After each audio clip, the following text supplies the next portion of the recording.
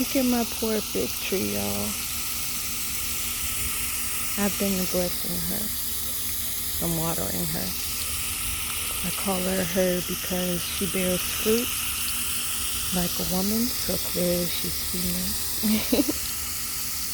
Also, y'all, look how high this fucking grass is. At this point, it kind of looks like I live in a forest. The lawn people come today, though. Anyway, just a girl out here in nature, grounding in her bare feet, watering her fig